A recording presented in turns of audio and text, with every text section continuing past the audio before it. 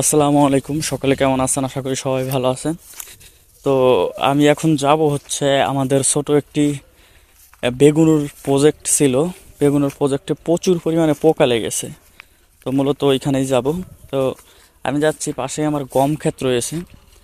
তো আটা ময়দা কিন্তু এই গম দিয়েই তৈরি হয়।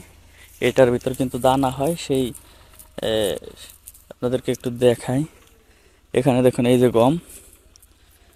তো এই গম কিন্তু মেশিনের মধ্যে ভাঙানোর পরেই কিন্তু এটা থেকে আটা তৈরি হয়।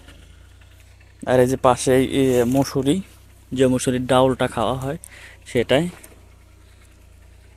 এই যে যে ডাউল, এই যে এটা কিন্তু মেশিনে ভাঙানোর পরে কিন্তু এটা দুই খণ্ড হয়। আর ওইখানে ট্রাক্টর গাড়ি ক্ষেত চাষ করার জন্য আর কি আসছে হয়তো। তো বেগুন খেতে যাওয়ার আগে আপনাদেরকে দেখাই কিভাবে জমি চাষ করে। তারপর আমাদের বেগুন খেতে একটি ফাঁদ পাতা ছিল পোকার জন্য, ইয়েলো কার্ড আর কি। তো সেইটাই কেমন কি কার্যকর হয়েছে সেটা আপনাদেরকে দেখাবো। আর 2-3 দিন আগে হচ্ছে আহ,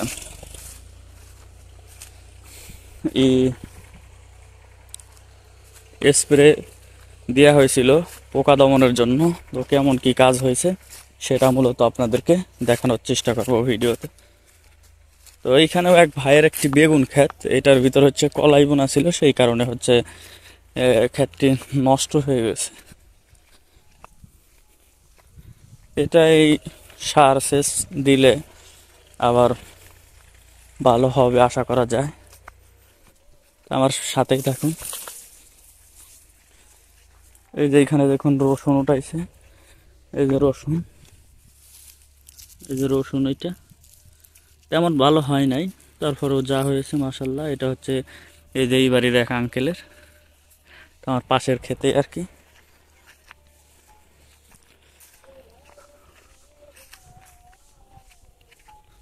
আর এটা হচ্ছে আমার শশা ক্ষেত। তো শশা ক্ষেত কিন্তু একদম শেষ। এখানে ওরকে রোগ লাগছে আর কি, ডাউনি মিলডিউ রোগের কারণে সম্পূর্ণ শশা প্রজেক্ট শেষ। পরবর্তীতে আবার চাষ করবে ইনশাল্লাহ, দেখি কি করা যায়। তো এইটা হচ্ছে আমাদের বেগুনের ক্ষেত। তো আল্লাহ দিলে কিন্তু সুন্দর বেগুন হয়েছে। তো এই গাছে আর একটা বেগুন ছিল, পোকায় ফোটা করছে আর কি, এইসব গাছে ছিল। তো আমি সেইগুলো আর কি ছিঁড়ে নিয়ে গেছি। তো আল্লাহ দিলে ভালো ফলন দেখা যাচ্ছে। এখন হচ্ছে মেন হচ্ছে পোকা দমন করতে হবে আমাদেরকে। গাছের গোড়ো তো অনেক ভালো। এই যে হচ্ছে আমাদের ইয়েলো কাঠ। ইয়েলো কাঠে কিন্তু প্রচুর পরিমাণে পোকা কিন্তু লাগছে। এই দেখুন, সাদা মাছি, তারপর হচ্ছে ফল ছিদ্রকারী পোকা এখানে কিন্তু লাগছে। তো ওই পাশে আর একটা দিয়েছি, ওই পাশে কেমন কাজ করছে একটু দেখে আসি।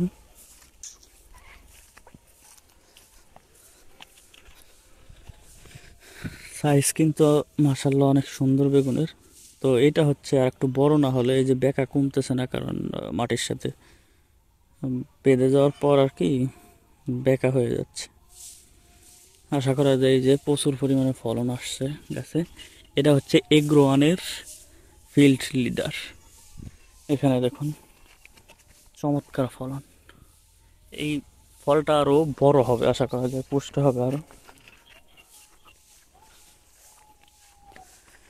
তো বৃষ্টি না হওয়ার কারণে সাদা মাছের প্রচুর পরিমাণে অ্যাটাক করছে আর কি। এখানে দেখুন প্রচুর পরিমাণে কিন্তু সাদা মাছে আর হচ্ছে আপনার ফল ছিদ্রকারী যে পোকা, এটা হচ্ছে এটার শাল আছে, সেই শালটা ফলে ছিদ্র করলে আর কি, সেই শাল দিয়ে ছিদ্র করলে ফলটা আর কি, ফসলটা আর কি পচে যায়। তো এখানে আর এক বেগুন হচ্ছে আর একটা পোকায় ছিদ্র করে, সেটা হচ্ছে ছটকা। তো আমি সেইটা স্প্রে করছি অলরেডি, আপনাদেরকে দেখাই যে ছটকায় কীভাবে আর কি ফল ছিদ্র করে। এই যে এখানে দেখতে পাচ্ছেন, এই যে এটা কিন্তু ছটকাই ছিদ্র করছিল আর কি।